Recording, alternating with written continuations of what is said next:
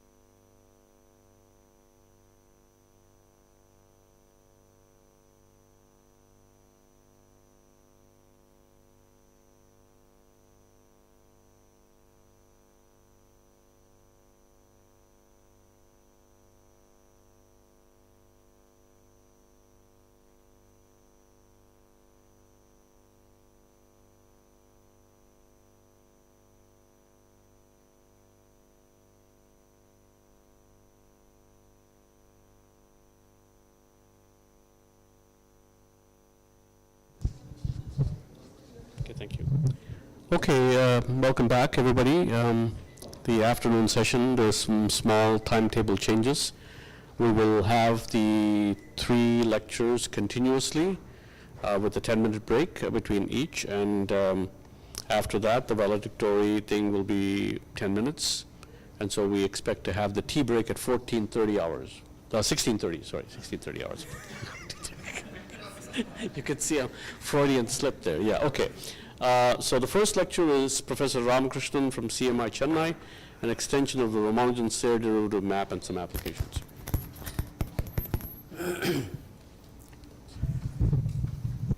Thank you very much for your introduction. So I thank the organizers for giving me an opportunity for giving a lecture in this conference. So, so this is about some extension of some simple derivative map, the theory of modular forms. So fix the notation now. So n is set of positive integers, and for Rn natural numbers, let sigma Rn be the divisor function. So if it's not an integer, then yes, sigma Rn is 0, and sigma R of 0 is 1. These are all the standard notation we have. So we also write sigma n for sigma 1n.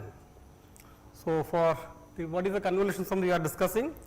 This is about the divisor function. If you take together 2 of them and then sum it over integers, which is equal to n. So WAB RS n is sigma R, sigma S, and then we consider only the cases where R and S are odd integers, because we are using modular form techniques. Therefore, they are all the coefficients of Eisenstein series. So RS are odd integers, AB are a natural number, and this is the convolution sum which we will be discussing. They are called the convolution sums of the divisor function. So when R equal to S equal to 1, this is a usual divisor function sigma, and we simply denote by WAB without writing the R comma S. Further, if one of the AB is 1, then we write only A, and if both are equal to 1, we just write WN. So these are all the simplifications. So evaluation of this type of sums has a long history, so going back to the works of Besge, Glaser and Ramanujan. Various methods were used in the beginning in the literature to obtain explicit evaluation of these convolution sums. To name a few, there is some elementary evaluation using some combinatorial lemma, and then use that lemma to get these forms.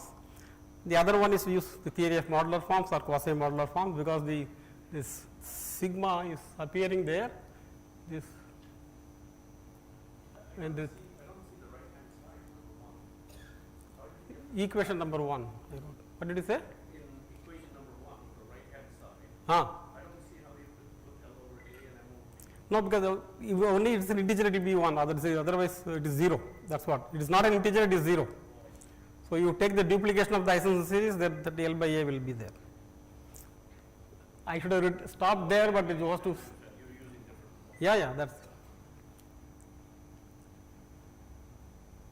Yeah, that I wrote. No, if n is not an integer, sigma Rn is 0. That. Yeah, no, but the notation L is not the same L as the first one. Yeah, but here it is.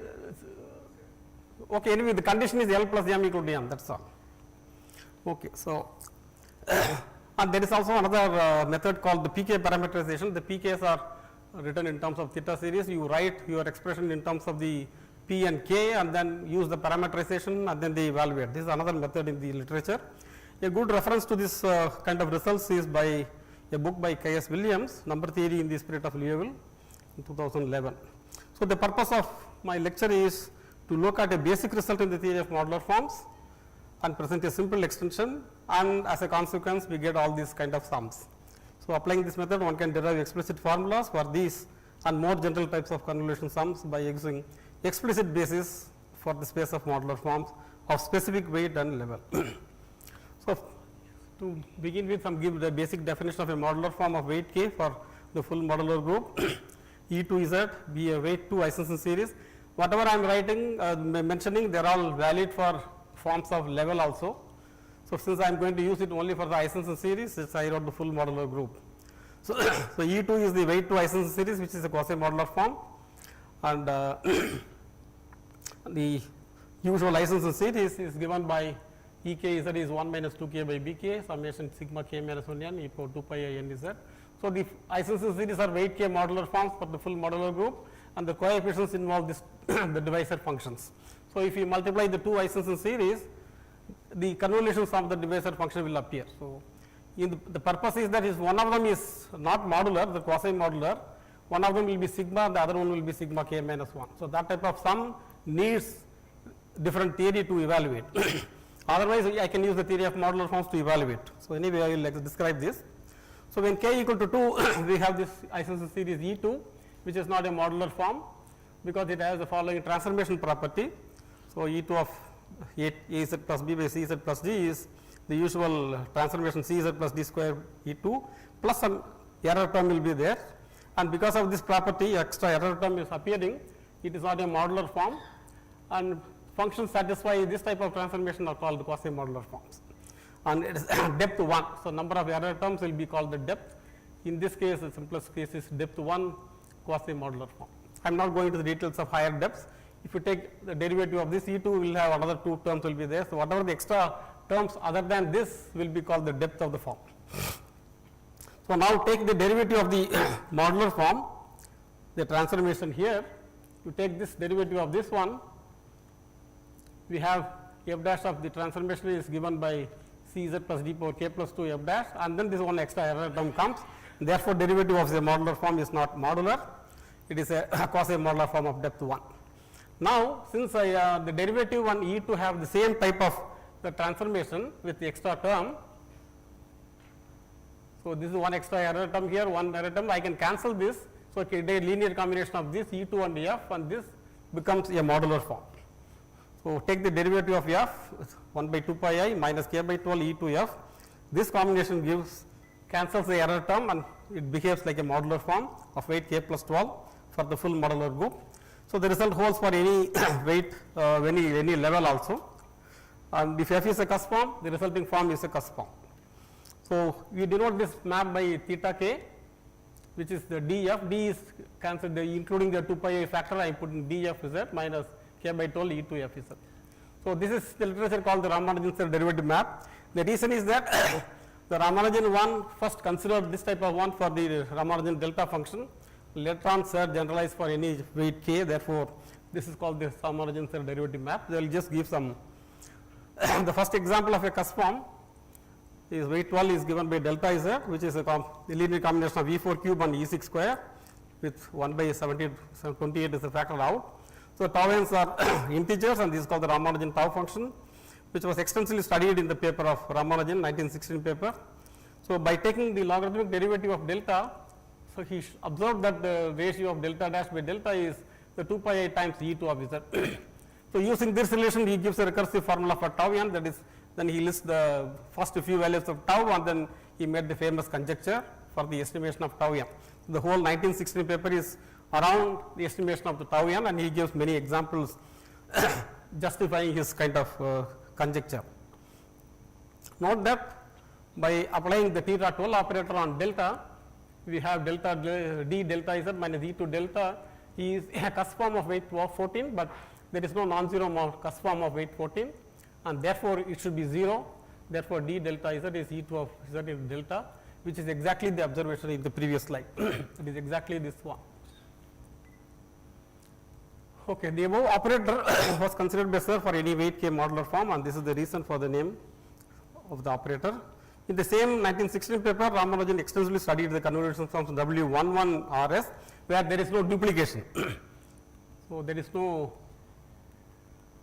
that AB is 1 in this case. So there is no duplication here. Just take only the Eisenstein series and multiply, and then get the convolution sum. That's what he did in his paper. So when AB equal to 1 and RS, one of them will be 2, and then you can take both R and S are odd positive integers. And then what he does more generally, he gives the convolution sum in terms of a main term and error term. Main term comes from the part of Eisenstein series, and the error term comes from the part of the cusp forms, and gives an explicit estimate for the cusp form.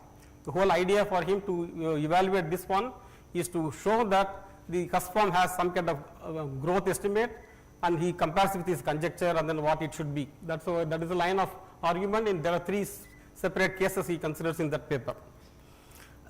Also, the next slide will give some exact formulas obtained in the Ramanujan's paper. So this is the one which taken. The notation is slightly different because he added 2 extra terms, that not the same sum which we consider. Some 2 extra terms are added in the sum. So some one means the 0th term is also added. So we put the 1 to m minus 1 in that. Here is 0 and m is also included, so that you get these formulas.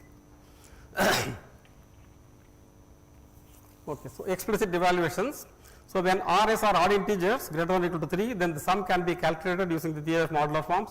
Since the sum is part of the Fourier expansion of the modular form E R plus 1 S Z and E S plus 1 Z, both are modular forms, and therefore it is a modular weight R plus S plus 2 modular form. Therefore, you can express this in terms of a basis, and then whatever comes out the coefficient is the convolution sum. So that is easy when both R and S are greater than or equal to 3.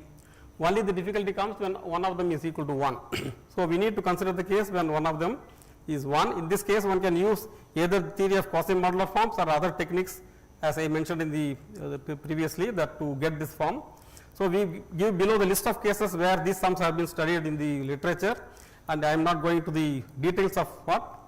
And so AB is given by this set of values, and these exactly values of AB, and in that case what will be the level of the form, and the authors, not a complete list, because Besgue, Glaser, Ramanujan, this case considered 1 was considered earlier, Cooper, Lemire, Cho, Williams, Huard, E, Eigen, Alaka, Kissiyoglu, and including my work. Okay, it is not a complete list, so you can see the references in the literature, you can see many papers in that. So in this talk, first we consider the Ramanujan-Serre derivative map and extend this in a simple way, so that we can evaluate the convolution sums WAB 1 k minus 1. One of them is 1, one of them is 1, other one is any odd integer, using the theory of modular forms. So another thing is that Ramanujan also proved that a derivative of E2 and E2 square, this combination is a modular form of weight 4, which implies that the derivative of E2 and E2 square gives E4, and this also gives a convolution sum of sigma WAB in this case. So we also give a simple extension of this result, from which we evaluate the convolution of WAB for any AB in terms of a basis for the space of modular forms of weight 4 and level AB. The advantage of our method is that it avoids the use of structure theorem for quasi-modular forms in evaluation of the convolution sums. So the known convolution sum in this case are again I have given some references: Ramanujan, Lahiri, Cheng, Williams, Royer for this case, Huard, Cheng, Williams, Belfi, Royer, Yao, Cheng, Williams, Kuklus. Again 1, the weight k is equal to 6, Ramanujan. Wherever this one Ramanujan will appear, all the cases he considered. So, this is a joint work with Brindavan Sahu and Anup Kumar Singh. This whatever I am writing, this one is appeared in Ramanujan in 2023. So, consider this the derivative differential operator theta k a b, which is b times df of b z minus k by 12 a times e2 of a z into f of b z. So, one can show that this takes modular form of weight k into k plus 2 on level n dash, where n dash is the LCM of n times b and a. So, to simplify the notation, we will be writing this b into df b as a script df, and this gives a Fourier expansion of this one. So, when b equal to 1, both the script d and the normal d is both are same. So, in view of the above remark, we modify the definition of the theta operator as the script d f b z minus k by 12 a e 2 is.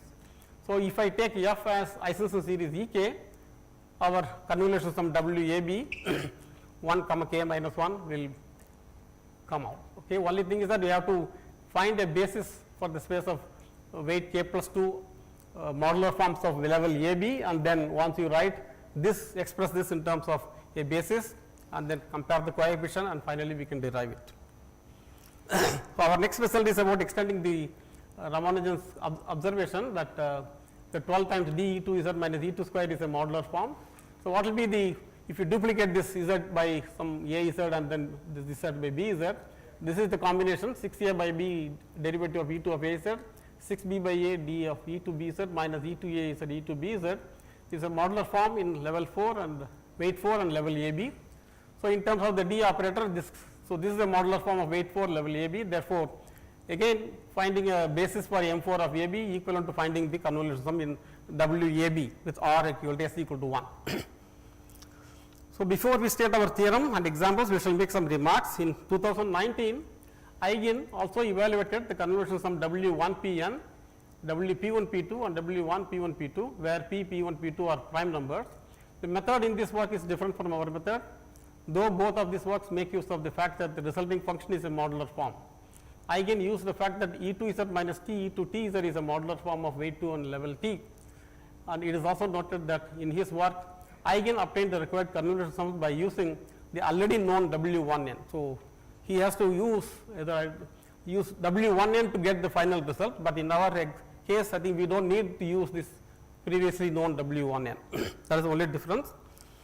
So, as further generalizations, we use the operator theta on the modular form of weight k plus 2 with f equal to e k, and on theta 4 a1 on modular form weight 4 given by the second one to get explicit expression for a different type of convolution sums, where the derivative of this function will appear here. Here also the derivative of this one will appear. And this is one of them is 1 and both are 1, r s equal to 1 k minus 1 and 1 1 1. So, as a consequence of this modularity conditions, we have the following corollary. So, k greater than or equal to 4 be an even integer and f z is e k z. If a and b are relatively prime, then there is a constant alpha I, and this is the dimension lambda k plus 2 a b is the dimension of the space of modular forms of weight k plus 2 level a b. Then you express the w a b 1 k minus 1, this is a required convolution sum in terms of a linear combination of the basis elements up to this extra divisor functions. So, bk is the Bernoulli number appearing in the kth Bernoulli number appearing in the definition of ek. So, this is what we evaluate. So, proof is simple because you just, as I mentioned that, you express this as a linear combination and compare the Fourier coefficient, we get it. Similarly, by using the modular property of the 4, which is the weight 4 modular form, one can get the WABN in terms of a basis of weight 4 level AB form, and then this extra terms coming from the evaluation of the comparing the coefficients. Going fast. So, examples using our theorem. So, when you take the AB equal to 3, 5 or 215, and this is the example from using our method, I get it. Then W215 is this, where the tau k n j is nothing but the nth coefficient of a new form of level n, weight k, and there is more than one new form, the subscript j will be there 1, 2, 3. Otherwise, if there is only unique one, and then there is only here there is only one new form of level 5 weight 4, therefore tau 4 5. There are two cases here, the level 15 weight 4, there are two new forms, therefore 1, 2 is mentioned. So, next second one is the WAB 1 k minus 1 formulas in this case when k equal to 4 and then when k equal to 10, AB equal to 1 3, some examples I gave. So, in a recent work Koklus again appeared in Ramanujan journal obtained the convolutional sums WAB where AB equal to 68 and there are 5 convolutional sums in this case. So, he obtained a basis for the space of modular forms of weight 4 on gamma 0 48 and as an application he derived a formula for the number of representations of a natural number by this type of quadratic form. So, 8 squares if there with the first 4 squares add up and the second 4th set of squares put the coefficient 17. So, it is a one can show that this lies in a modular form of weight 4 and level 48 and therefore, he find a basis and using the convolution technique he has given. He used the same fact which was used in Eigen's work, the fact that E2Z minus A E2 of AZ is a modular form of weight 2 on gamma 0 A. The above result of Koklus is a consequence of our main result which gives a general formula for the convolution sum WAB. So, that is what we want to mention. So, by repeated application of the derivative map extended version of our one, we further obtained the following convolution sum sigma L sigma k minus 1 m L sigma m. The reason is that there are several results appearing in the literature but evaluation of this one using different methods. We wanted to unify the finding these ones in a uniform way and using modular forms. So, examples again. So, another one is that the triple convolution sums, this paper also joint work with Brindavan and Anup, this appeared in ICNT. So, we have used the results described in the previous previous part and extended our method to evaluate triple convolution sums. So, where in the previous case we have only the 2 divisor functions, now we have the 3. In principle one can get any number of divisor functions and method may be worked out in general. We have not worked out the details, but the method works in general. So, to get this triple convolution we also need the following 2 types of convolution sums. One is L sigma R L sigma S and then one is that sigma M sigma R sigma S. I put a tilde here to so that this is duplicated, B tilde means this function is duplicated, the derivative. This is nothing but if you take the derivative of E S plus 1, this M into sigma S M will come, okay, when you do the Fourier expansion and then multiply with E R plus 1, we get this convolution sum. Therefore, the second part is taking the derivative, this first part is taking derivative. So, simplify the notation, I write like this and these 2 sums have a following relation involving the WAB sum. So, when you take the A tilde and then B tilde, putting A and B together give you the WAB RSM. So, this is a nice relation between them. So, we proved the following result concerning triple convolution sums. So, when you take the RS equal to RS and T equal to 1, the WD1, D2, D3 is given by this is a again linear combination of basis elements of weight 6 and level D, where D is the LCM of D1, D2, D3. So, we obtained similar results when R is equal to S equal to 1 and then T is greater than or equal to 3 and R equal to 1 and S and T greater than or equal to 3. There are 2 other cases. When all of them are greater than or equal to 3, directly one can use modular form technique. Otherwise, we have to use some this kind of method. The above triple convolution sum is obtained as follows. If first you consider the E2 derivative combination, which is a weight 4 modular form of level 1, where N1 is the LCM of D2, D3, and then apply the theta operator on this to get the triple convolution sum. So, now apply the theta 4 D1 1 to this particular F, we get this triple. Actually, E2 D1, E2 D2, E2 D3 will give you the triple convolution sum. So, therefore, you multiply this expression by 3 by D1 and then compare the coefficients and then we get the square result. Okay. As an application, one can find explicit formulas for the number of representations of an integer by certain quadratic forms. So, for example, I give 2 examples, one is sum of squares and one is a sum of x1 square plus x2, x1 x2 plus x2 square, a combination of this type of quadratic forms and then the 2k variables. So, one example I will just quote here, one is that Q8, you take the x1 square, x1 x2, x2 square and x7 square, x7 x8, this type of quadratic form in 8 variables, and then you take the combination of Q8 and then Q8 twice and the third 8 variables you put the coefficient 2 and then you keep the first one and then first, second and third you put the coefficient 2 So, both are 24 variable quadratic forms, and if you compute, and RQ24IN denote the number of representation of a natural number n by this quadratic form. So, here are Q1, this is called the Q1, this is Q2. For RQ1n is the first one, the second, the last one is duplicated by 2. Okay, therefore, we have S8n is for the 8 variable, for the Q8 we know the formula which is given by 24 sigma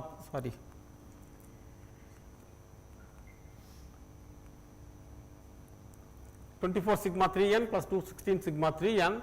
Since we have 3 parts are there, this triple convolution sum play a role here.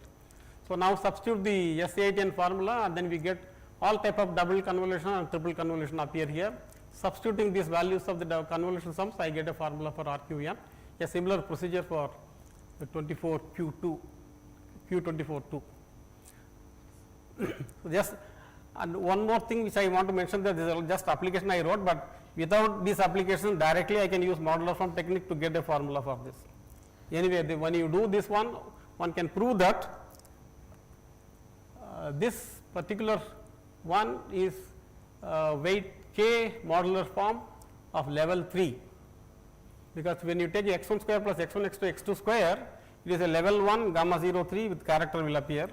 So, then I am taking 2 k of them, no? So, therefore, it will be weight k parts of the weight 1 form. Therefore, this will give you a weight k modular form of level 3, and this will give you a level 6 form, and this also will give a level 4 form. Therefore, directly one can use theory of modular forms and get the formula, but if you want to use the convolution sums, and this one gives you that also. And probably whatever the method we use, the exact the resulting formula will be the same. So, now I finish this. Happy birthday to Kalyan and Srini. Thank you.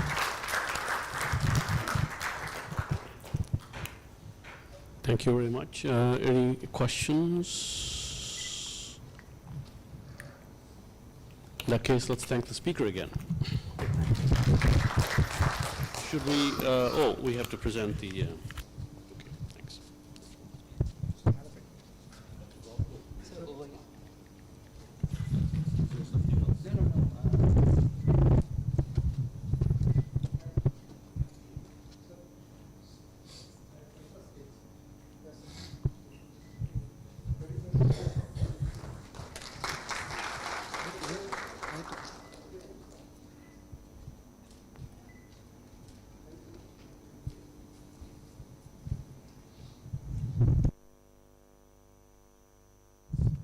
Or should we? 15 minutes? Oh, the next talk isn't. Shouldn't we kind of speed things up a little bit? No? I mean, is the next speaker here? Oh, you are, okay. 5 minutes? 5 minutes. The next talk in 5 minutes, yeah. Why not?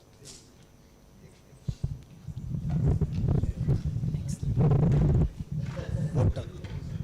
5 minutes, next slide. Oh.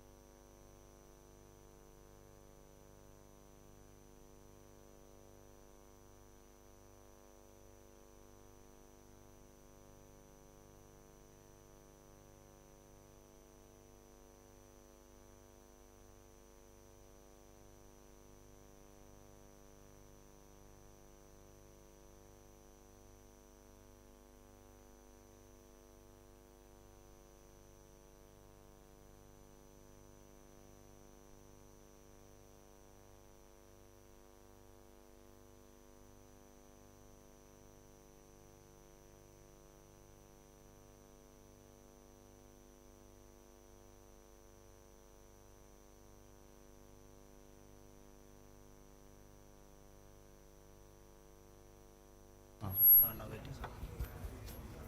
Hello? Yeah.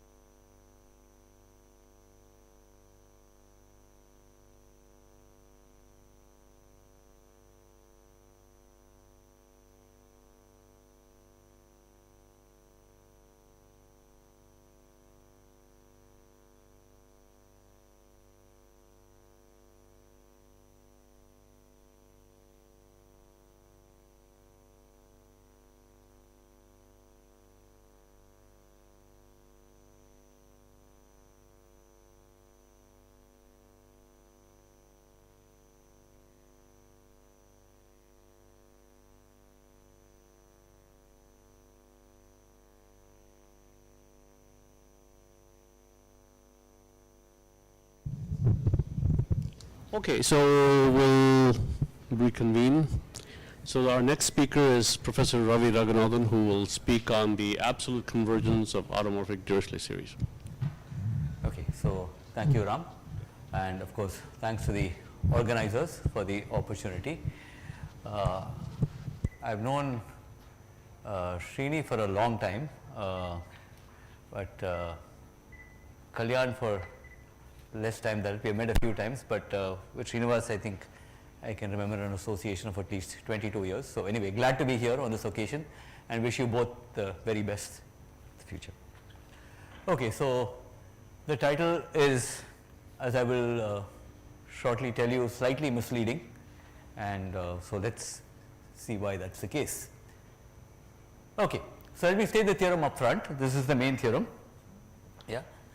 So let pi be a cuspidal automorphic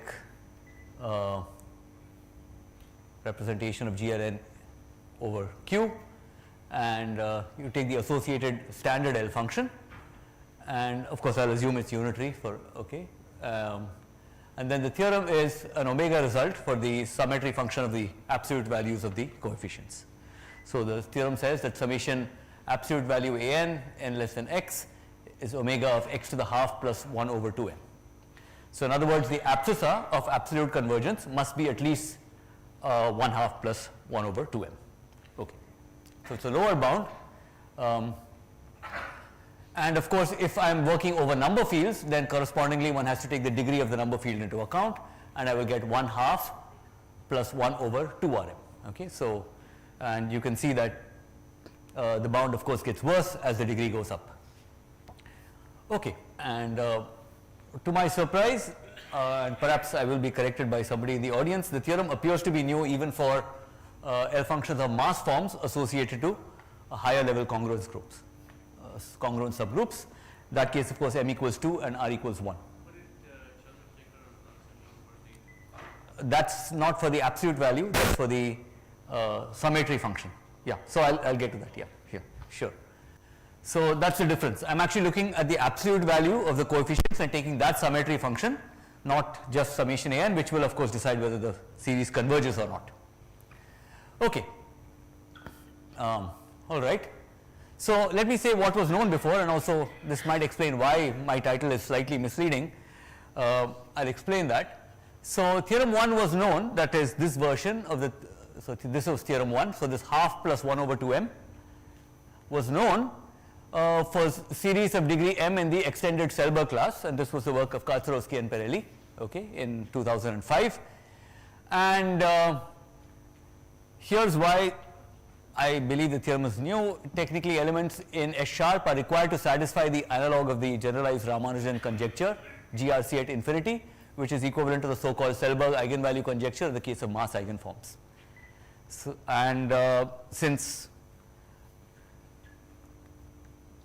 the Selberg eigenvalue conjecture is very far from being established, Kaczorowski and Perelli's result does not contain ours. Okay. I should also say our method of proof anyway is completely different. So we certainly recover the results of Kaczorowski and Perelli, and our proof is completely different even in that case. Okay. And we will deduce theorem 1 from a more general theorem valid for a class of Dirichlet series A sharp, which is much larger than the class S sharp. And this A sharp will contain S sharp of course, but it will also contain the L functions of all the unitary cuspidal, in fact even the globally generic automorphic L functions of GLN. So for those of you who are not familiar with automorphic forms and L functions, the case to keep in mind is say mass forms and maybe symmetric powers of the mass forms. So at least for n equals 2, 3, 4, the symmetric nth powers have all the nice properties that you want from an L function. There are other examples in higher degree, but if you want to think of a test case where the theorems are new, then mass forms are the things to think about, and L functions of mass forms is where you will get a new result. Okay. So let me just define that series. So I gave a talk in Pune a week ago where I did this. I should also say in general I like doing propaganda for this class, and I will tell you why. It generalizes the Selberg class, and as I like to emphasize, this is a class which contains all the LS pi's where pi is cuspidal automorphic, and this is exactly the class of L functions that are of real interest in number theory, right, whereas the extended Selbach class a priori doesn't have. So anyway, the class consists of meromorphic functions given by Dirichlet series in some right half plane, and I will assume that the abscissa of absolute convergence is greater than or equal to half. If it's less than half, it's even less interesting because it's going to have a functional equation. Okay.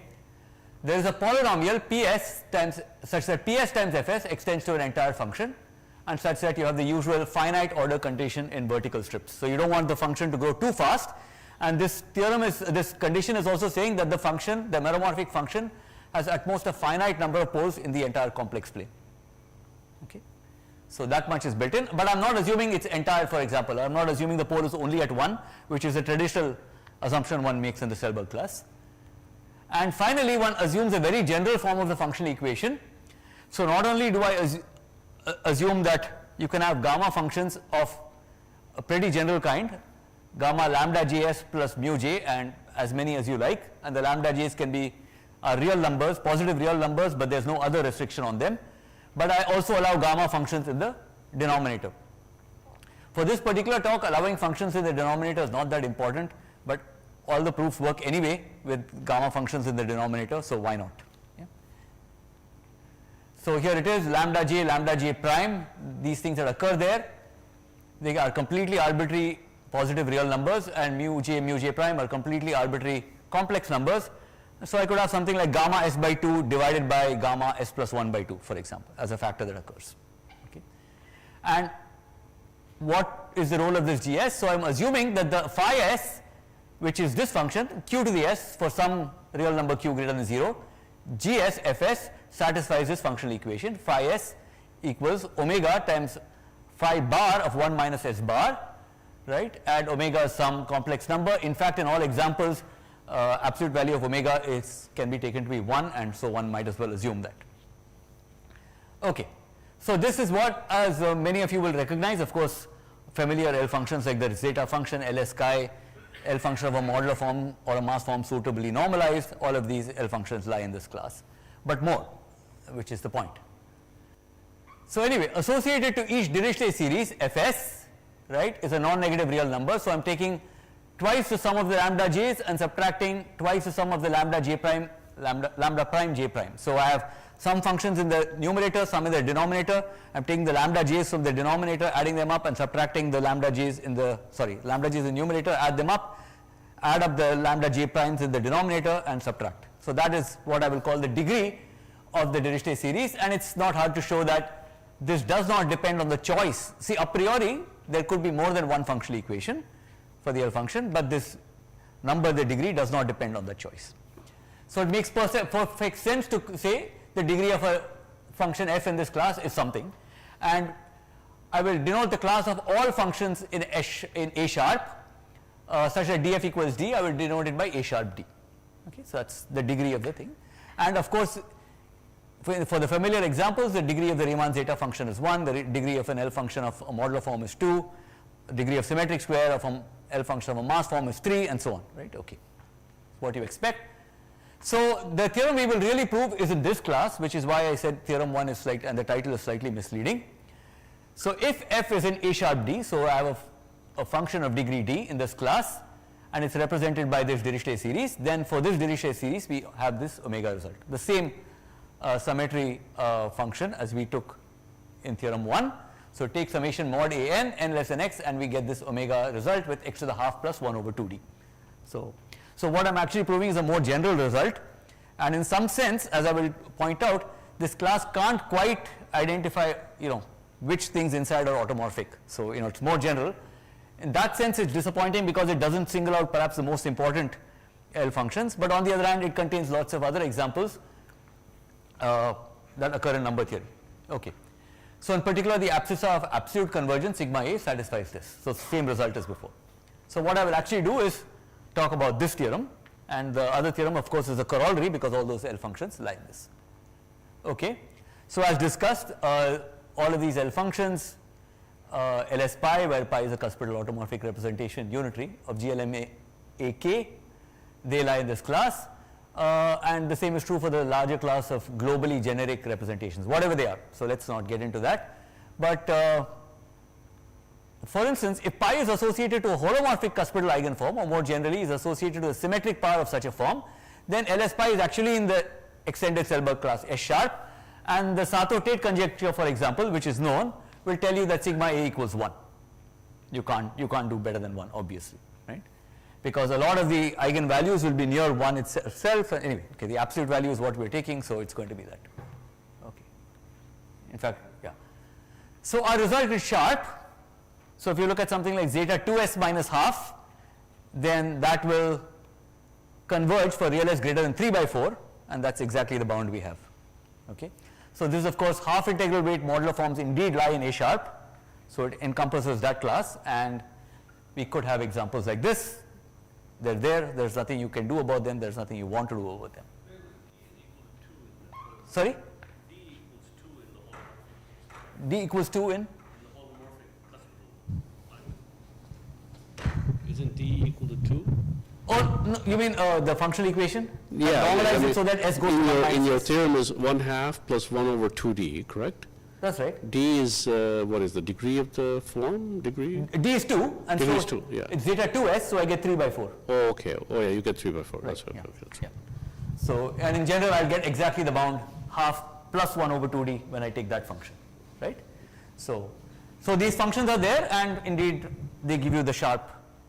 So that tells you this theorem is sharp. You can't do better. Okay. And just as a general remark, for instance, the L functions of Ziegler modular forms, which in general are not globally generic objects, they also lie in this class. So our class A sharp does contain a lot of other L functions also of interest, and this is the best result one can prove as far as convergence goes for the absolute convergence goes. Okay. So yeah, so this is the remark I made before. Since S sharp is contained in A sharp, we recover the earlier results, but I think our proof is shorter and more elementary and applicable in a larger class. Okay. So I'm actually going to jump more or less straight into the proof. It's not a very long proof, but still perhaps too long to fit in the next 15 minutes. So I'll give you a rough idea of how the proof goes. Okay.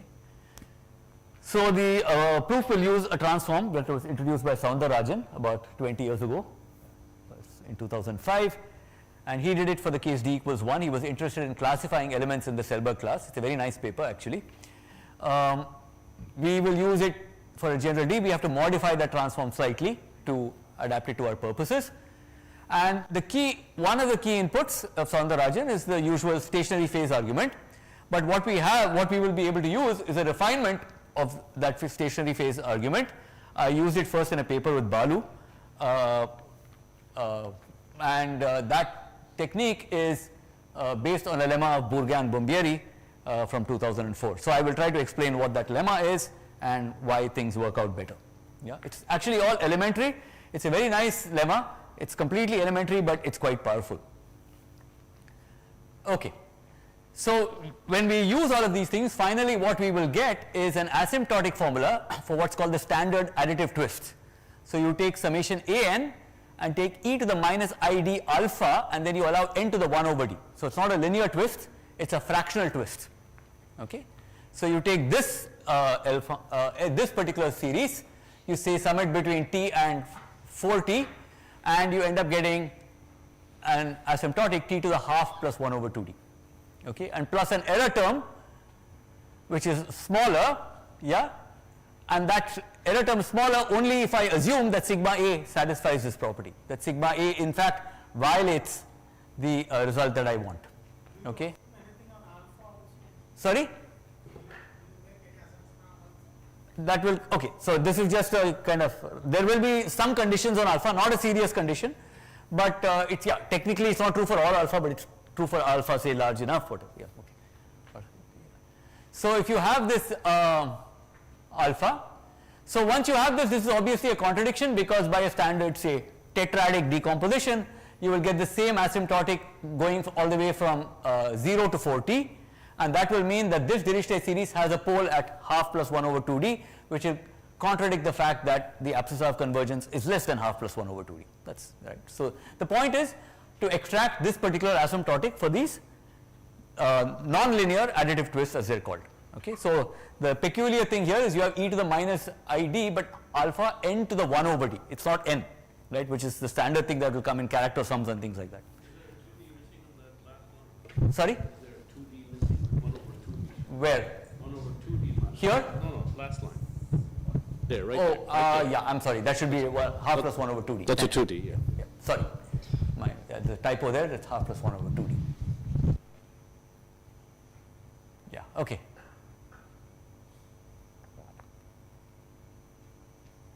All right. So I should say that there is independently this asymptotic formula for the standard this formula is proved unconditionally, so to speak, with just assuming that sigma A is less than or equal to 1.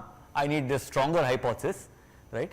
So they have that anyway for elements in S sharp. Okay. So how does one go about doing? So let me first introduce Soundarajan's transform, and it's a very interesting thing. So I'm going to record it here, possibly for use later.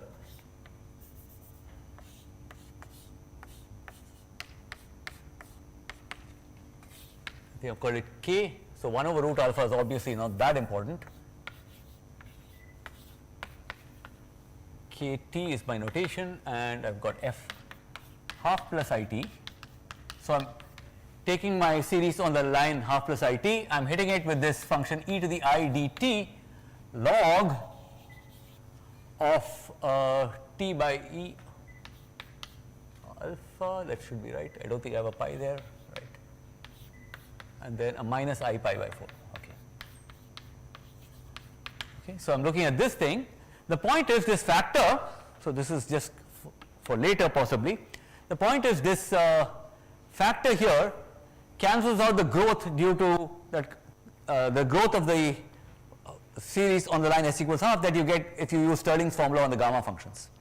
So when you have a degree d thing, basically it will grow like this, and this factor will cancel out that growth, so to speak. So it kind of keeps things under control, and yeah, okay. So Kt itself will be this particular interval between 2 alpha t and 3 alpha t, and of course things will be chosen suitably later. Alpha will be chosen suitably and large. Okay. So Soundarajan introduced a mild variation of this, right? And we use a similar transform to study the elements of A sharp D when between degrees 1 and 2. In fact, we showed there were none of them. There were no such elements. Okay. So what follows, alpha will be fixed basically, and we will study the behavior of H alpha t as a function of t. And I'm going to use a lemma in the next slide when z equals half. So I'm going to get an expression for f half plus it. Again, this is a totally standard lemma. So let me just also record it. So under suitable conditions, if f is in A sharp D, suppose it's holomorphic at some point S, which is z plus it. Yeah, and I have some conditions which let's not pay too much attention to them, right? The important thing is I have an expression f z plus it equals a convergent sum. So I can make 1 plus it a n e to the minus n over x to the p and divided by n to the z plus it, and then I'm just going to write plus r1 plus r2, and the basic point is r1 and r2 are relatively small residue terms which can be controlled quite easily. Okay, they're not going to pose any serious obstruction to what we want to do. They're quite small. So basically this comes in the standard way, applying the Fragment-Lindelof principle, shifting the line of integration, you pick up some residual terms and you can estimate those. They won't really bother us. Okay. So as you can see, for example, r1t looks like x to the sum sigma a minus x, but then e to the minus mod t by rho. So this is a factor that's going to really decay rapidly. In fact, it's going to be 0 if f is entire, and then there's another term which also has relatively slow growth. X will be chosen suitably so that this term has relatively slow growth. But the takeaway is I can express f in terms of a convergent series plus two terms which don't affect things too much. Okay. And now let's put f half plus it in Soundarajan's transform. Okay. So there it is. I put in that Dirichlet series, and in Soundarajan's transform, what do I need to do? I need to integrate. Sorry. Yeah. I'm integrating on the interval 2 alpha t to 3 alpha t. I'm integrating this function. So I've now substituted a convergent Dirichlet series plus some error terms for this particular function. Okay. So we'll do that. And perhaps you can, if you don't remember the definitions, perhaps that's readable, I'm not sure from the back. Okay, so let's do that. When I put it in, I get a series after switching, of course, the integration, right? There's in here, that will be an integral, so I'll be switching the sum and the integral, and that integral is now caught inside this in, and there will be two error terms coming from the small r1 and small r2, which we will be able to take care of easily. So take my word for it, those are not the terms where anything bad is going to happen. Okay, so here is in. This is the thing I really need to look at, right? So for what it's worth, I will record it. We'll see.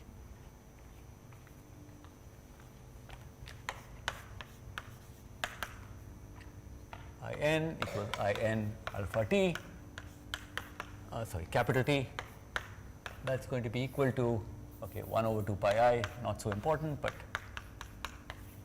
and kt, and e to the I dt log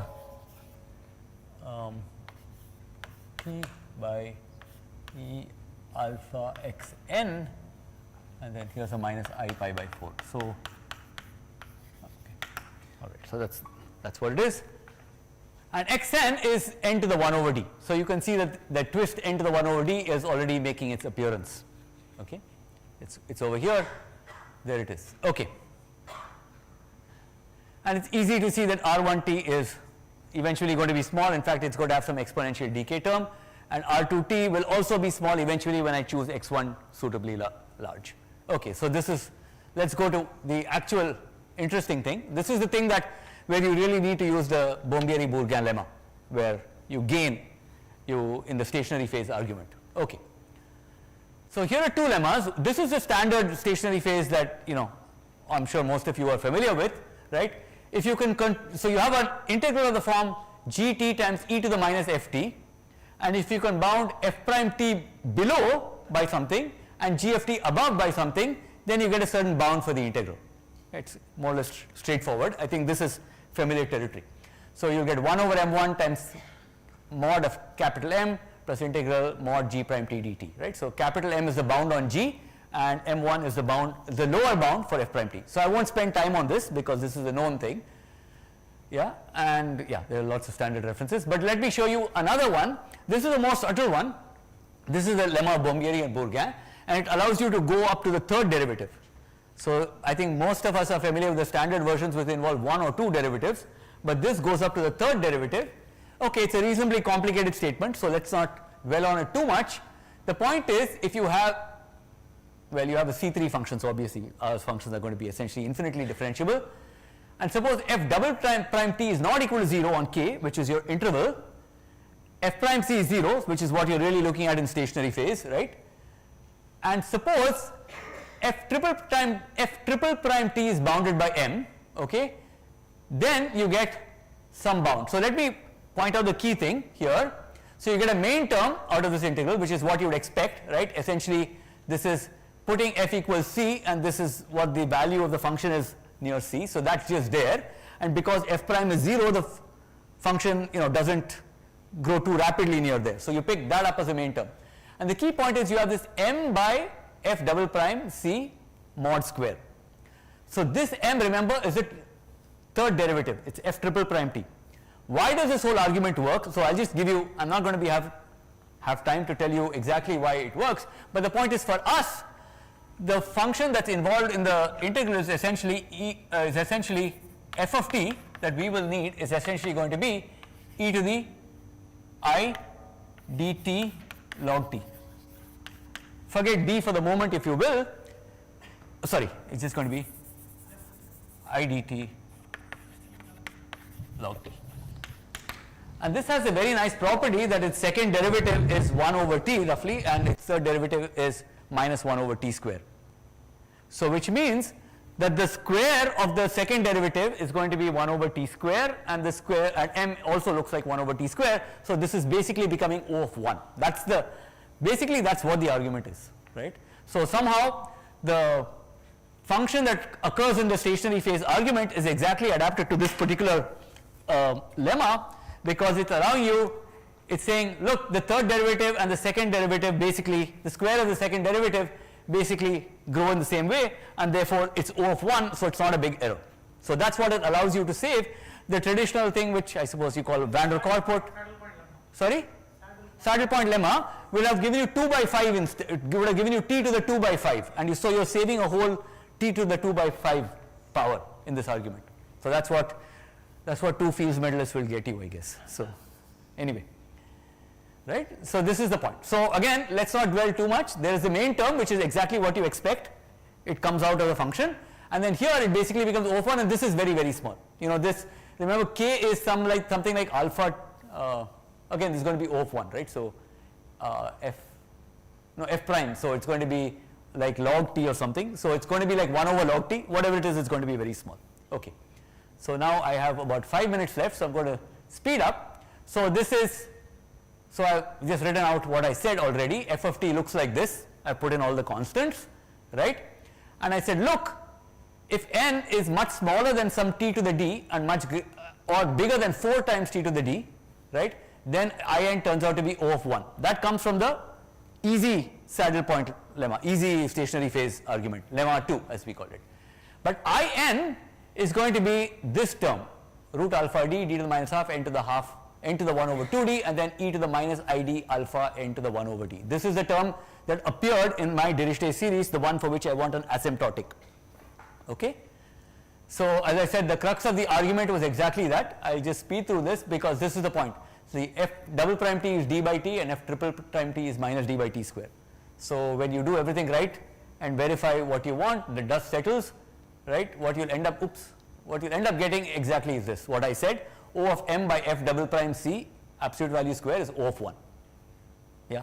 All of this is just, you know, you're just keeping track of all the notation. There's nothing more than that. It really is derivative of 1 over t is minus 1 over t square. That's what we're using. Nothing more than that. Okay. So as a result, you put all this together and you add this Soundarrajan's transform, which is still on the board. That looks like this particular series, an by square root n, and then you have this term which is going to decay rapidly the moment n gets larger than t to the d plus rho, and then you have this additive twist, as I called it, and then there is some error term which came basically from the R1 and R2. Okay, nothing much is happening. Now the key idea, the other key idea that Soundarrajan had was, look, you can evaluate h alpha t a second way. So what you do is you first apply the functional equation to this thing. So you can replace this by, you know, 1 minus half minus 3, put that in. So I'm not going to do that, it will take too much time, but this is the more elementary part of the argument. So you take that, right, use Stirling's formula, use the basic lemma, the one that converted my function to a convergent Dirichlet series plus the 2 error terms. You do all that and you will get this as your main term, some constant kappa times am. So suppose am is some coefficient of the Dirichlet series which is not 0. Yeah. In fact, you can get such an asymptotic for any am, which is quite interesting, right? Of course, these terms will change, but you will get an asymptotic h alpha t equals kappa am times t to the 1 plus ia. Okay. And then you get some error term, and alpha is chosen. So here we are going to make a specific choice. Alpha is chosen so that m equals cq square alpha d, alpha to the d. So this m is the m so that am is not 0. So one is assuming there is at least one am so that am is not 0, otherwise there is nothing to say. And there are some constants kappa and a, they are basically come from the gamma factors, so you can write them down all very explicitly. I didn't want to put it down here, but you know, okay. So now you have two different expressions for h alpha t, right? One involves this series, one involves this thing, and then there are some error terms. So finally this is exactly the kind of series you want up to some extra exponential factor which is decaying when n is large, and you get this main term of roughly t to the 1 plus ia, and you have this error term which has sigma a minus half plus epsilon in there as a power of t. Okay. And now I will replace t to the d by t. I don't want to carry that around. So if you do that, you see you get a function like this. So Cn is the an with the additive twist and with this particular normalization. So anyway, what it ends up giving you is Cn times this thing has the asymptotic t to the 1 over d roughly. So I had replaced t, I had t before, but I have replaced t to the d by t. So the asymptotic becomes t to the 1 over d. And finally I have this error term. Now you see if you make sigma a less than half plus 1 over 2d, this term will become 1 over 2d and you will get what you want. So, okay, it is easy to see that suppose sigma a is less than this, then this term will dominate basically, okay, and the upshot is the absence of absolute convergence of this particular series satisfies sigma al is less than 1 over d, but the equation above says that ls has a simple pole at s equals 1 plus iad contradiction. Okay. So, that is the proof. Okay. So, I was actually a little pessimistic about getting through the proof, but I wanted to give some idea of what it entails. But finally, as I said, there is, it's a very clever lemma. I hesitate to say it's a deep idea. The deep idea maybe is getting Soundarajan's transform in, but finally it's this very clever lemma of Bombieri and Bourgain, which enables you to save a power of t to the 2 by 5 on the standard stationary phase method, and that's what makes this work. So, this, yeah, thank you.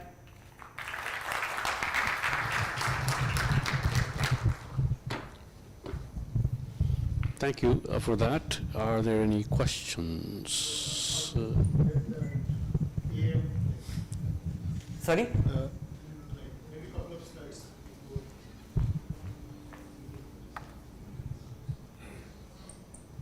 So you get two expressions, right? Yeah. So that's why. So here, I have fudged. I mean, there is some work. My point is, you have to h alpha t has this particular form. Use the functional equation. You'll get minus, half minus it, and you'll have the gamma functions coming from. Use Stirling's formula. Put that all in, and at some point, if you do the integral, you will just get, you will get this. It will just be integral of t to the ia. Small t to the ia dt on this interval, okay. And when you integrate from capital say t to 2t or something like that, you are going to get roughly t to the 1 plus ia. So, you literally get small t to the ia and you are integrating the dt, that is it, there is nothing more to, yeah. I mean, one has to do it, but once you start doing it, it is not complicated at all. It is quite, that is the easy part of Soundarajan's argument. Yeah, but the optimality of the estimate, you indicated at the beginning that it's optimal because d equals 1 and then a shift of the zeta function gave you that.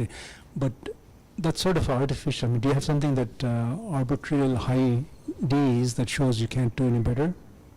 You mean some other example? Yeah, No, I mean, no, basically it will be shifts of such things which will do it, but I can't find any way to get rid of them. I mean, they are there. But could they? I mean, sorry? No, go on. No, in the sense that, for half integral weight modular form, this is the L function of a half integral weight modular form, right?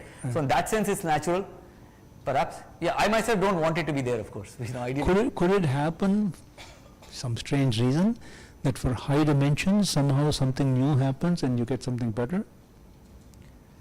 See, of course, one expects 1, right? One expects sigma a equals 1, because that's what, if the generalized Sato-Tate were true. But I don't understand your class, you allow shifts, I think. No, I don't allow, the shifts can't be too arbitrary, but yeah, effectively I can't eliminate shifts of this kind. But the shifts can't be totally arbitrary. For example, yeah, I mean. Because you have the gamma factors. No, the gamma factors have no constraints either, right? So that's why, in some sense, this is a very wide class. It contains all the known examples that we have of good, Ziegel modular forms, half integral weight modular forms, etc. On the other hand, it is perhaps too big. So, and what's worse is zeta 2s minus half has an Euler product as well. So, it's not clear what I should. So, one thing I could think of putting is, of course, a mean square estimate. So, if I assume summation mod n square has, asymptotic of t, then probably that's good enough to eliminate all of these examples. That's what I would guess. But just with an Euler product, that's not enough. I always used to think that this condition of theta less than half, that kind which occurs, should be good enough to eliminate lots of things, but not quite. These shifts still survive that. Zeta 2s minus half survives the, I mean, it's in the Selberg. If you ignore Selberg's the infinity components, it actually satisfies the theta less than half condition as well. It's 1/4. Theta is 1/4 in this case. So yeah, these things are actually there. They're kind of annoying.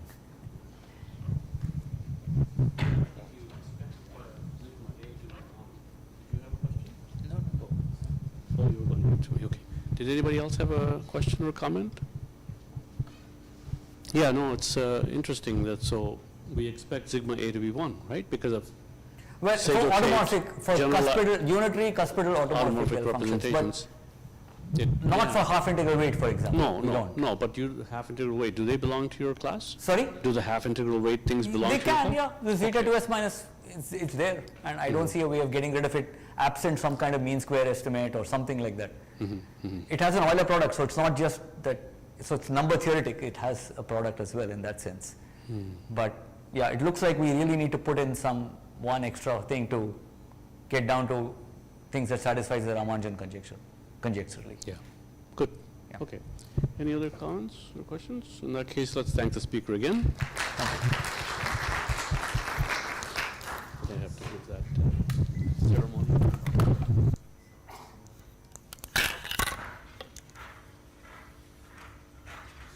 Oh yes, my photo.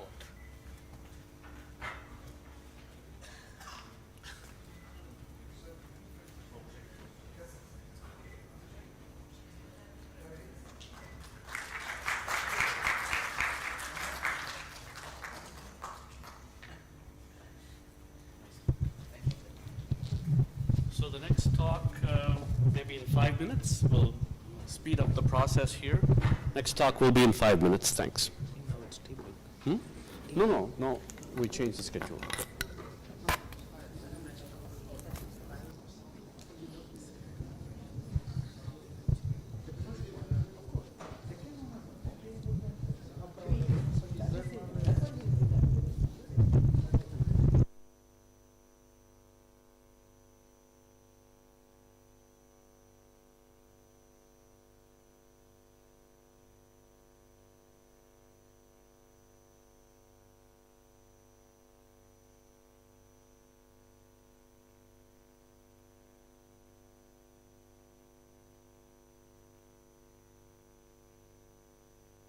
Yeah.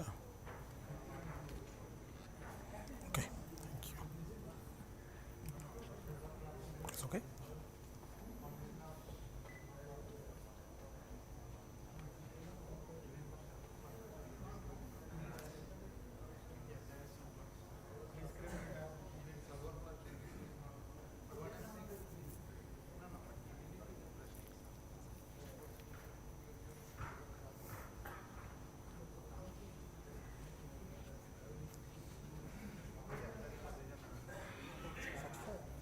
I think it's starting in 5 minutes. Have they changed? I think, yeah. Because on the program it was written 4. Yeah. Okay, I but think it's now. the tea break will be after.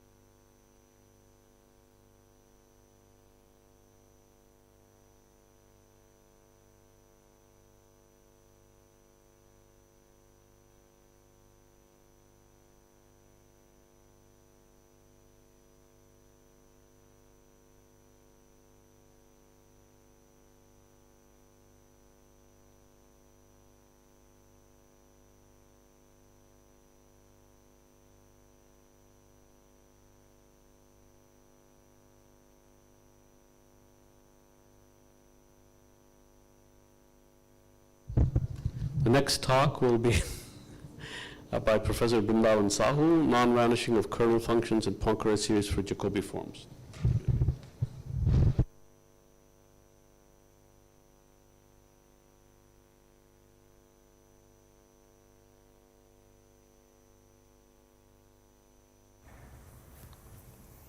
Okay, thank you very much for the introductions. I would like to thank the organizers for giving me this unique opportunity to speak here. I know Kalyan and Srinivas for last 20 years and more than that, who taught me in several occasions in my PhD times. So it's a great occasion to speak in their 60th birthdays. So today I'm going to speak on non-vanishing of Condell functions and point cases for Jacobi forms. So this is a joint work with my PhD students, who is now a postdoc at TIFR, Sivan Pandey. So let me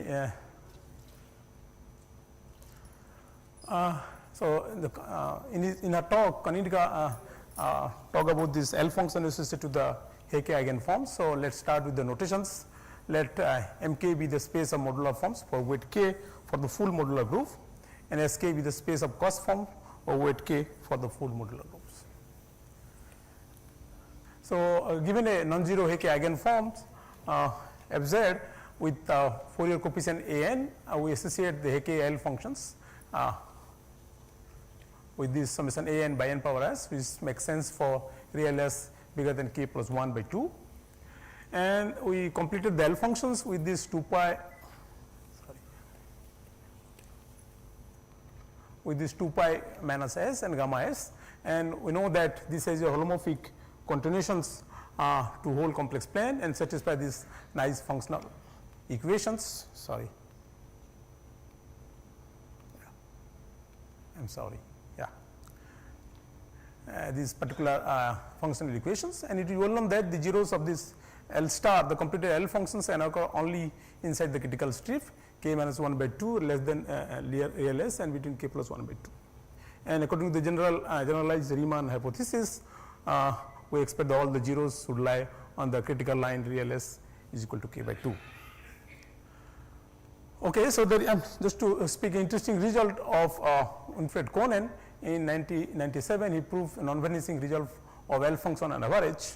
He proved that if we have a basis f1, f2, f this is like dimension up to dimension sk be a basis of normalized Hecke eigenform for the cost forms of weight k, let t naught is a real number and epsilon positive, then there exists a constant depending on t naught at epsilon positive such that for any k bigger than the constant, the functions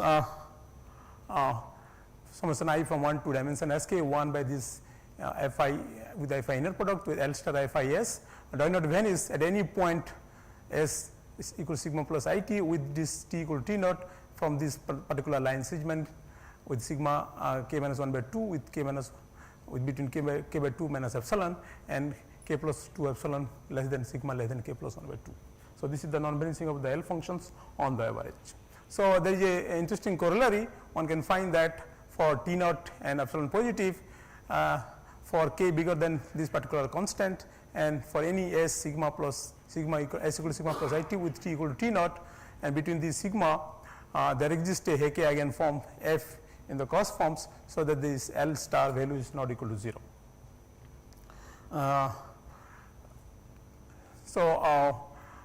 Actually this I think in 2021 Professor Kumar Murthy gave a talk on the Ramki's 60th birthday through online Zoom. So that time he talks about these functions, so I got to know about this. Let me just tell about that. So the Konen used certain Condell functions for the proof, and the proof looks very elegant. So basically for z in the upper half plane and s equal to sigma plus it in the complex plane between sigma 1 to k minus 1. Konen defined these Condell functions RKSZ, this will be summation with some gamma functions s, gamma ks, and this particular this let me write these functions is basically if you take this to the power tau to the power minus s stroke a b c d with k and sum over this particular a b c d. That's the functions we are talking about in the Condell functions. And we know that Konen proved that this RKS is a cost form of weight k, and for any f in the cost forms we have this particular inner product, that f inner product with RKS bar gives up to some constant the L star values of this corresponding f. So, we know this that the Poincare series gives the nth Fourier coefficient, nth Poincare series inner product gives the nth Fourier coefficients, and we can get the L star value through the Mellin transform of the function f, but this Cornell function inner product gives this L star the completed L functions. And he also further proves that these RKS, the Cornell functions, one can write in terms of the infinite sum of Poincare series. And where the Poincare series is the usual our SL2Z Poincare series for the SK. And what the theorems, the main theorem of the Conan prove is that the RKS, he explicitly compute the Fourier coefficients for this particular RKS, with let the Fourier coefficient be RKS small n, where the small n looks like some gamma functions and some of the is similar to looks like the Poincare series coefficients with some of these the Bessel functions, Kummer's hypergeometric functions that appears in the coefficients looks complicated, but one can deal with these sums, and he basically proves that basically that to prove the main theorem that non-vanishing, he write this RKS, the Cornell function, in terms of this linear combination of the Hecke eigenforms to get this particular format. And basically he proves the main theorem is that the Fourier coefficients RKS n, he proved that RKS 1 is not 0 for S in the left plane of the region where we talk about for the large K. So basically he duly the Fourier coefficients is some analytic estimate, so that this function is not 0 for the large K. So one can explicitly also one can find how large the K can be, and then you have suppose looks like this. So you compare the nth Fourier coefficients, and you can see that the sum of this sum is not basically non-vanishing for the large K on the left region, and using the functional equations one can get the non-vanishing for the whole region. And this functions, the Conan construction is kind of in some very useful, and there are a lot of works. I think Conan and Sengupta generalize this construction of Cornell functions to prove this analytic condition of the Koser mass series for the Ziegel modular forms in 2002, and there are further works like for the Ziegel modular forms, Sommeau and Conan generalized for 2018, and recently for to generalize the Hilbert modular forms. So I was talking about Manikam, Kumarmurthy and Sandeep. They proved this non-vanishing of the Cornell function RKS at the point I for certain real parameter S equal to sigma inside the critical strip, and they do analytic estimates and deduce the non-vanishing of the weighted L values of this particular Hecke eigenforms. So we try to generalize this work to the case of Jacobi forms. That's the aim of this talk today. So let me just give a small brief introduction to what Jacobi form is. So Jacobi forms, we have this SL2Z semi-direct with Z2, this element size of the type a matrix and a X element, a lattice, with the groove law defined like that. And the groove, Jacobi groove act on this H cross C, the space is H cross C here by this particular actions. So ABCD, they say SL2G matrix, and lambda mu that's coming from the lattice, and this act on this lambda tau z in this particular forms. And one can define this for a fixed integer k and m. We consider this automorphic vector j k m h tau z, this particular c tau plus d that appears minus k, and this comes from the lattice action coming from here. So now one can define Jacobi forms. So Jacobi forms on kind of the functions this the gamma j, the Jacobi groove act on the function on the S cross C by this particular stroke operator phi stroke km h tau z in terms of this particular automorphic vector, and this corresponds the action from here. And we define Jacobi form now that given a positive integer, given integer k and m. So Jacobi form with k index m over the Jacobi gamma g is a holomorphic functions which satisfy this particular invariant property for all h in the Jacobi groove, and has a Fourier expansion similar to the case of modular forms phi tau z in terms of C n r q and zeta, q equal to exponential 2 pi I tau and zeta is exponential 2 pi I z, and the sums over n are in integers with this particular condition 4 m n bigger than equal to r square. So furthermore, we say the Jacobi cos form is Jacobi form phi is a cos forms if it has this particular Fourier expansion where this n r belongs to z, but the 4 m n strictly bigger than r square. So, to the case of like the case of modular forms, this Jacobi cost forms this form a vector space, and also we have a Peterson inner product, which makes this to be kind of space to be Hilbert space, finite dimensional Hilbert space. All right. So, we have this kind of Eisenstein series example, and we have these Jacobi theta functions, which are half integral weight Jacobi forms. Also, if you look kind of, if we take Ziegler modular form weight k degree 2, then the Fourier Jacobi expansion, we have this capital Z is something like tau Z, Z tau prime, and the tau and tau prime are upper half plane variable and Z in the complex variable. Then f of Z has a Fourier Jacobi expansion like this, and you can see that the phi m tau Z, this is a Jacobi form weight k index m. So, Jacobi forms of weight k index m appear as mth Fourier Jacobi coefficient of his Ziegler modular form of degree 2, and these seem to be natural generalization of the usual modular forms. Okay, there is a nice arithmetic coming from the group actions, namely the Fourier coefficient of a Jacobi form satisfy this particular invariance, namely C n r equal to C n prime r prime, whenever r prime and r is related by modulo 2m, and this particular 4 n prime n minus r prime square equal to 4 n m minus r square. So, we call this to be the discriminant coming from the index. So, if the C n r equal to C n prime r prime are equal whenever they are related like this.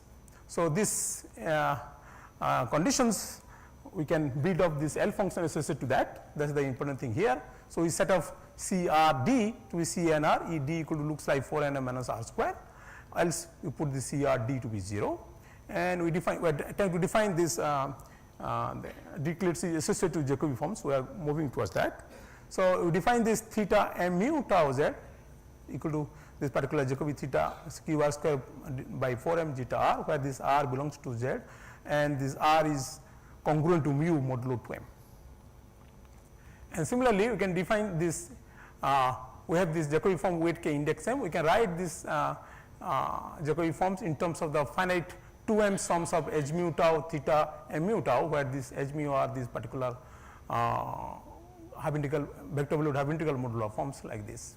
So, to a Jacobi forms of weight k index m, we have this is called the theta decompositions of the Jacobi forms, which relates with the half integral point of the theta series, and we associate this the Born 1994 associate this 2m tuple Dirichlet series like this. So, L mu given a mu from 1 to 2m, we have this particular f phi s, where the c mu d and d to the 4m to the minus s.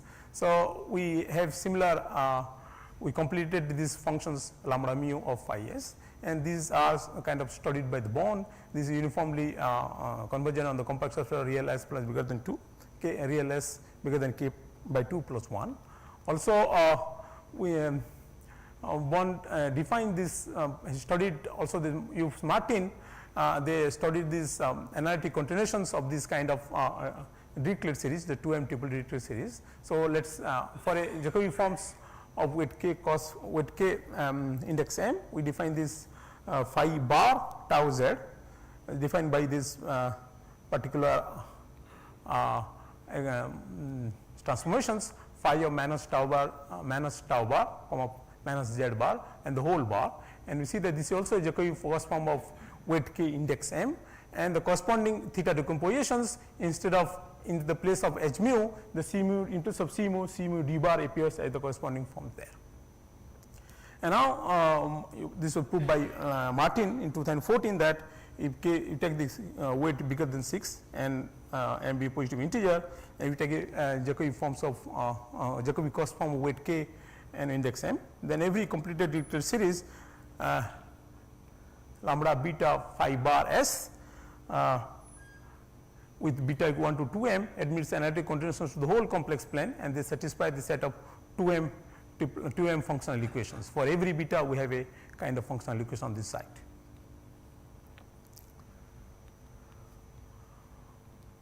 Okay, so we will try to generalize the work of Conan to the Jacobi form setup. So, also we have a kind of kernel functions that defined by U Martin. So, in the case of Jacobi forms, we have this one more parameter coming to the picture.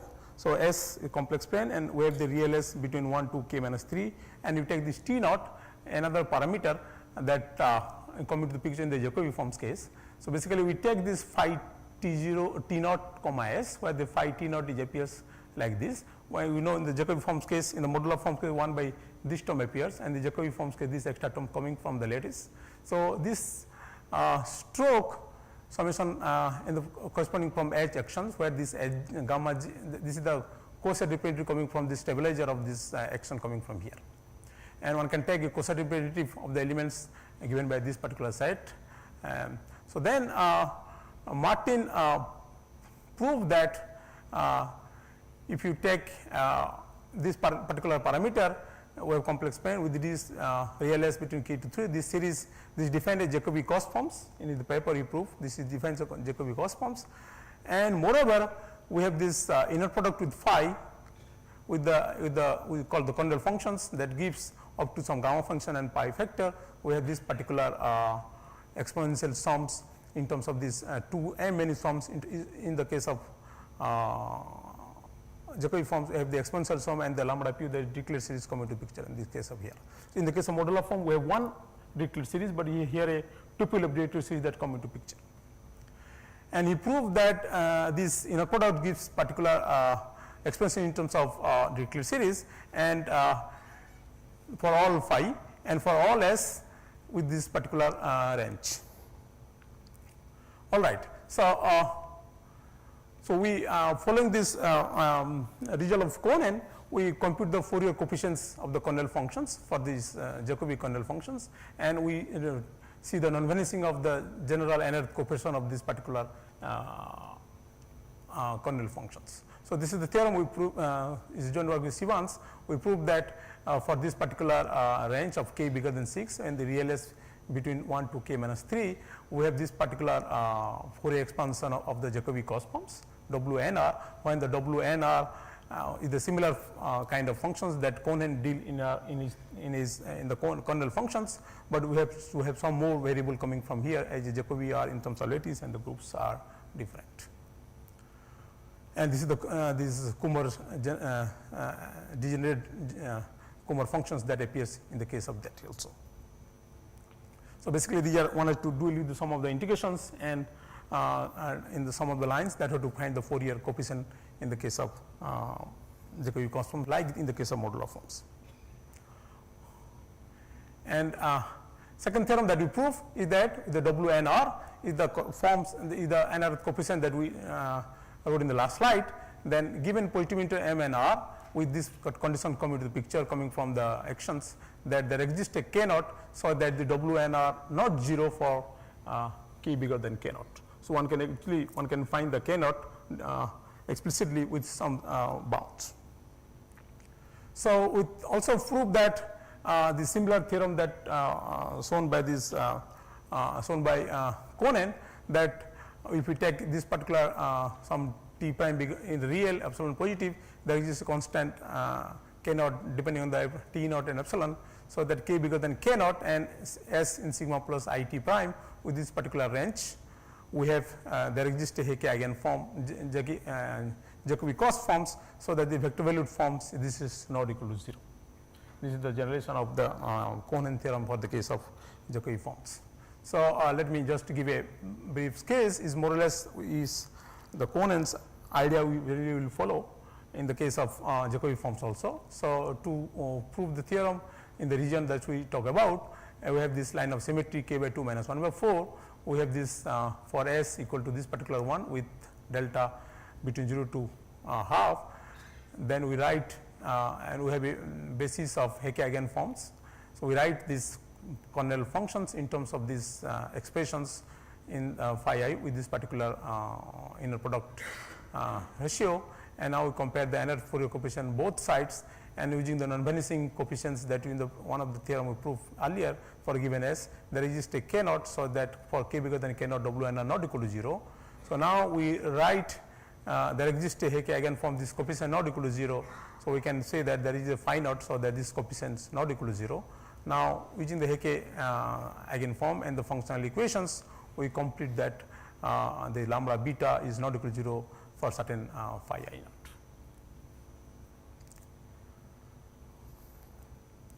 So this the basic structure is the same to the prove the covenant, but one has to deal with the different kind of Fourier coefficient that appears in our case. So as you see, in the case of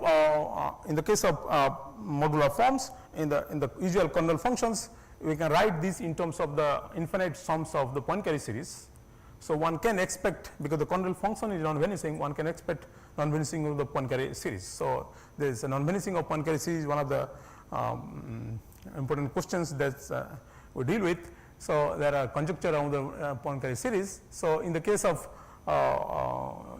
elliptic modular forms, we have the result of Rankine that there for a given there exists k naught, k bigger than k naught, and particular m, finitely many m's that depend on the something like less than k to the power 2 minus epsilon, finitely many m's, so that p k m not equal to 0 identically. So the same one can expect similar results. So as a consequence of our result, we try to see what kind of consequence we are given with that. So just to say, in the case of Jacobi, also we have this expression of the kernel Jacobi Poincare series. One can write the kernel function in terms of the infinite sums of the Poincare series. So just to say that in his thesis somewhere in 2010, he proved this is the definition of the Poincare series for the Jacobi forms, and one can write down this Fourier expansion, and that also deal with the generalized Kloosterman sums. And it's known that this Poincare series generate the space of cos forms. So in his thesis, somewhere proved that for pi d, the discriminant 4n minus r square, let's suppose pi d bigger than or equal to 2m, then the p, k, m, and r not 0, provided this d discriminant satisfy this particular condition. Okay, the discriminant will 4m minus r square, so there is a n coming from here. So there is d from the d relation here, there is a n coming from here, and the Jacobi forms are c n r equal to c n prime r prime. So and whenever these discriminants are equal, so this kind of there are finitely many n's for which we prove that the p, k, m, and r not equal to 0. That's the result proved by Somya in the case of Jacobi forms. And actually this comes from the Rankine, this particular expression comes from the Rankine's proof also. Okay, so let's try to see, because our kernel functions are infinite, one can write this also proved by Martin in 2014 paper that for this particular range, this Jacobi kernel functions which can be written in terms of this infinite Poincare series. Okay. So since we proved that Wn are not equal to 0 for these kernel functions, and we proved that with similar given positivity n r m, choose deltas between this half minus 2 delta between this. For k bigger than k naught, the Poincare series p, k, m, and r not equal to 0, where one can take k naught to a maximum of this kind of quantity. Actually, this comes from the proof when we prove that Wn are the Fourier coefficient not 0. So k bigger than k naught, one can write this k naught in terms of these functions. So we can write some of the functions that's coming from the WNR functions. So this we worked this 2 years before, and the last year we tried to generalize this work of Martin and this kernel function constructions to the Jacobi forms for the matrix index.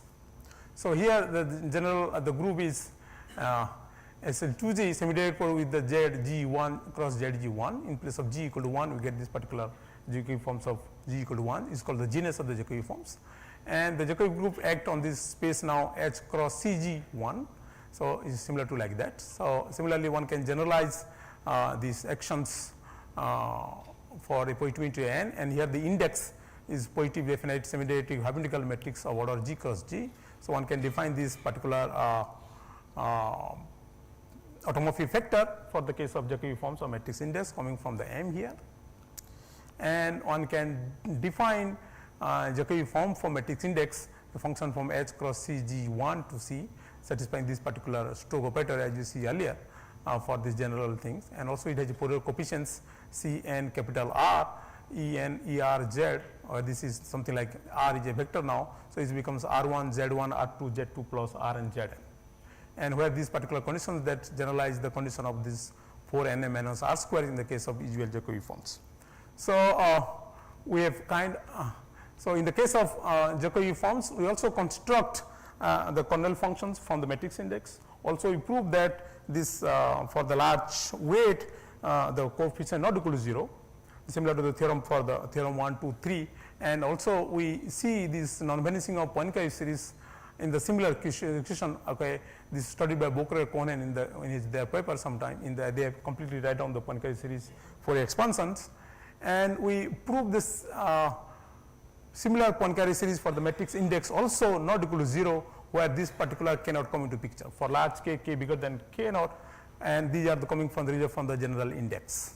So one can show that the Poincare series does not vanish for a large weight like that, and these are consequence of the kernel function that appears in our work of the matrix index functions. And these are some of the reference we published appear here, and this is just we submitted here. And this paper of Martin that talk about the kernel functions and the bond in that case. And this is the paper of Cohen.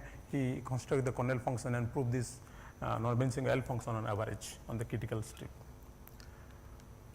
And I'd like to say happy birthday to Kalyan and Srinivas. Thank you very much for the attention.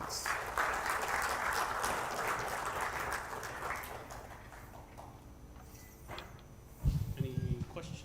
Oops, I think this is on. Any questions? Yes. Sorry. Regarding the first construction of Conan, is there a way to modify it to say something about LS sim square or ranking Selbert? Yeah, okay, the construction of kernel functions. Yes. So yes. in general, if we have a kind of a functions from like the SK to C, if you, in general one can, since I have to construct this, so we have the space from SK to C. So these functions F goes to the L star F of S. So fixed S, something like this. So for a fixed S, something like maybe some TS, something like that. So this function is linear. So one can talk about this by this Hilbert space theorem, by redistribution theorem, there is a kernel that. So how the kernel looks like, that construction one have to deal with that. So whenever there is a linear forms from a linear function from a two Hilbert space, that one can associate the kernels. Okay. I have one more question. Yeah. Is there a way to make the bound of Conan effective? Like he's saying there exists some weight after which you have non-vanishing, right? Can you tell me what that weight is depending? I don't know, Professor Kumar Murthy may tell better because they have, you want to make the bound K not to be, or you want to find a F explicitly? That's your question? No, so I take a point S in that, inside the critical strip. Yeah. And then what is the K in terms of F? What is the worst that K can be? I think in their paper, Professor Kumar Murthy, they proved that for these kernel functions, they evaluated at certain point like I for the real parameter sigma between this in the strip, and they proved this is bigger than some number. Okay. For the general, I think that is for general K. So. Okay. Thank you.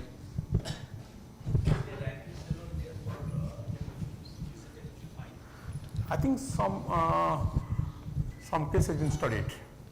I don't know. I asked Martin, but he also said, because this Amrita is here, she was working in that one.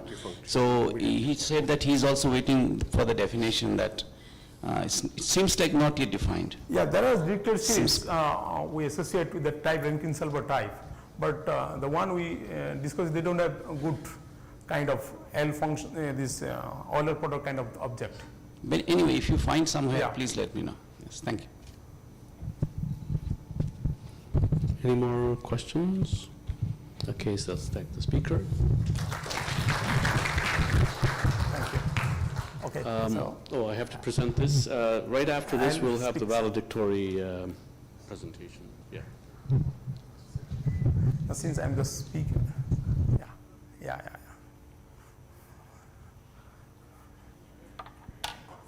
Okay, thank you. Thank you very much.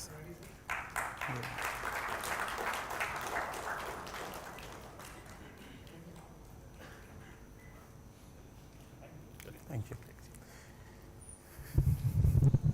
Yeah. Okay. Okay, since I'm the last speaker, I will speak something. The conference has been organized very well. I think there's a nice talks in the whole week. And this organizer, Anirbanda is here. Anirban and Shaoli, Anush. So let's give them a big round of applause for the hard work.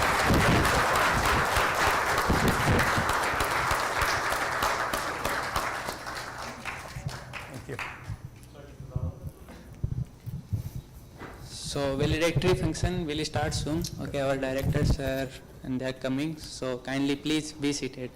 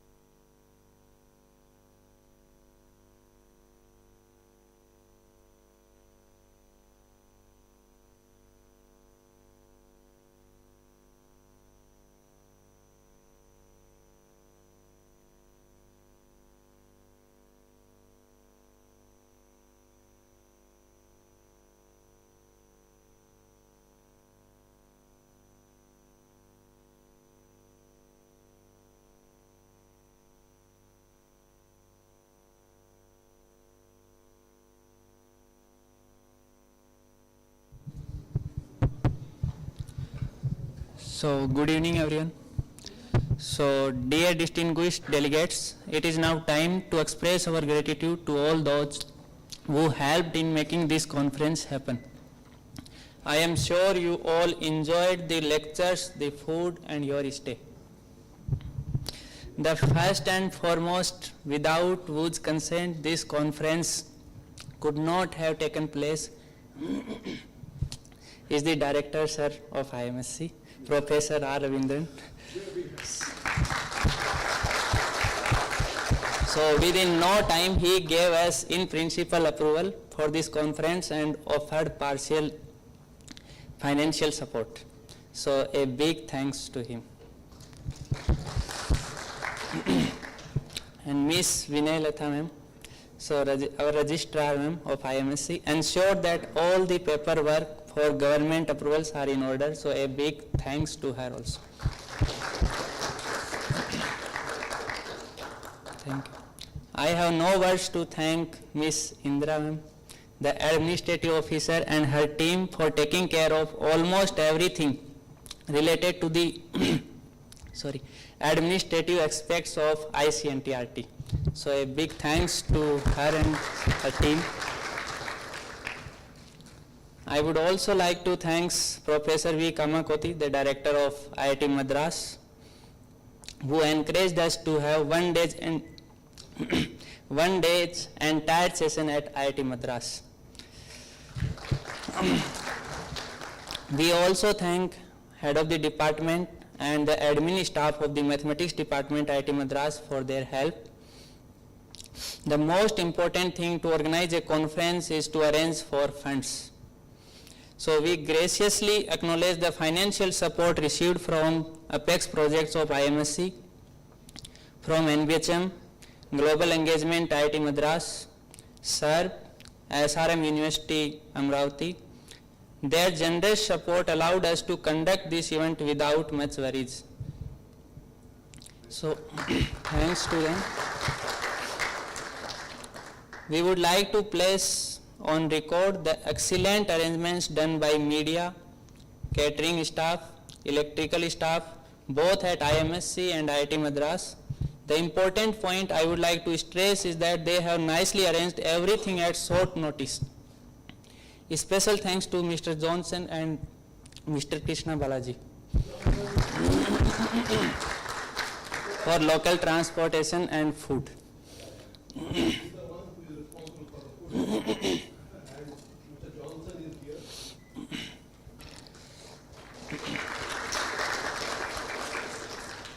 So last but not least is the untiring work done by the young volunteers. So I thank all of them from the core of my heart.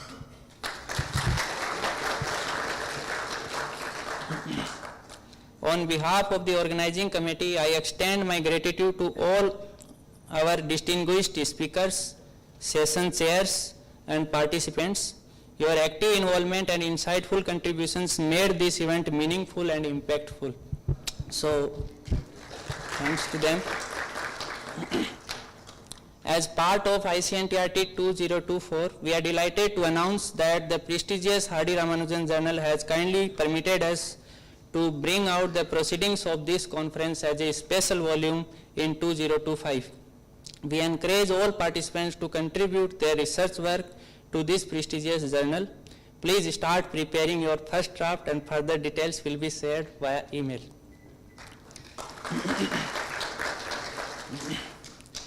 If I have unintentionally missed acknowledging anyone, so I sincerely apologize.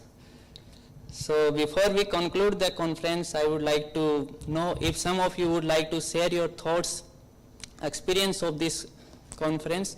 This will help us to assess our success or failure.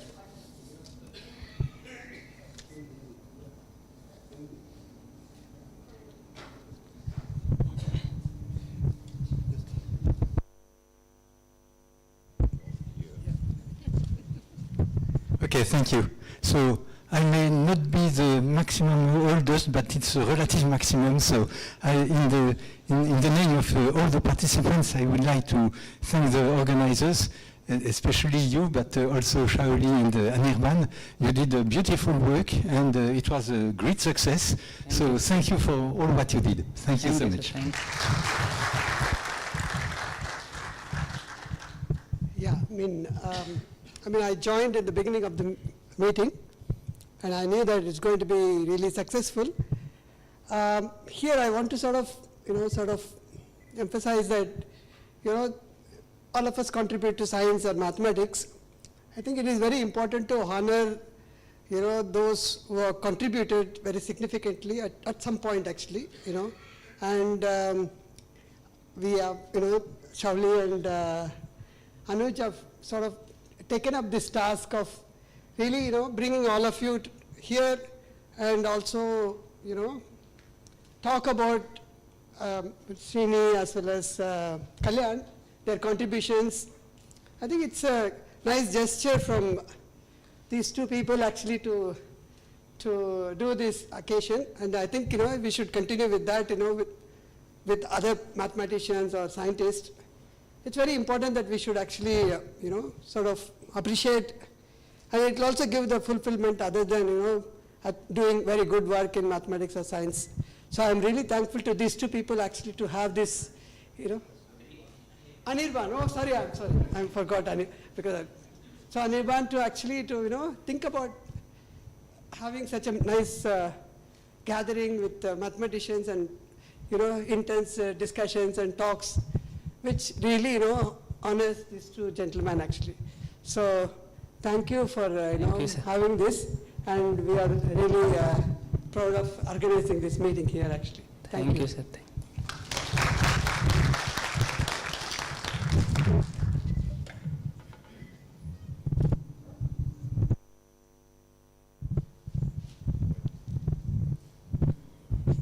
Yeah, hi. I think I should say something from the relative minimum side, and not exactly the minimum I know, but maybe the relative minimum side. It's actually a very good opportunity for the younger audience here to learn a lot from one of the most stalwarts of Indian mathematics of the last few decades. So we thank the organizers for giving us this opportunity to interact with all of you, to hear a lot of lectures, and I'm sure that the people who presented the posters also benefited greatly from the discussions, which is also a wonderful opportunity for all of us. So I thank the organizers deeply, and I thank all the speakers and everyone involved in making this a great success. Yeah. Thank you, Krishna.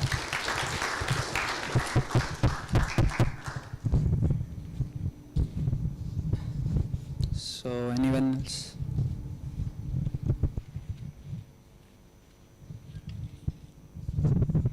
First, I'd like to thank the organizers for conducting such a wonderful program, and I would like to also give my piece of suggestion that from the next conference, take care that the topics related to number theory and related topics are also able to be understood by the beginners and the novice learners, so that they can also better understand the topics. Thank you.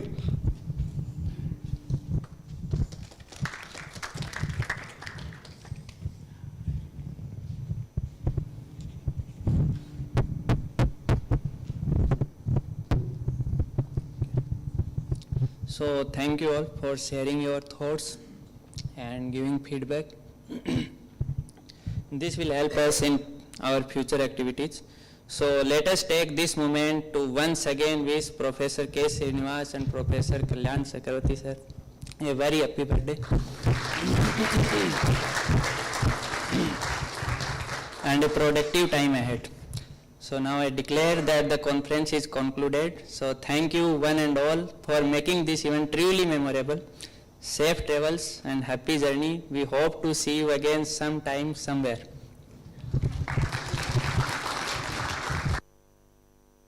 So there is high tea. So now we can have.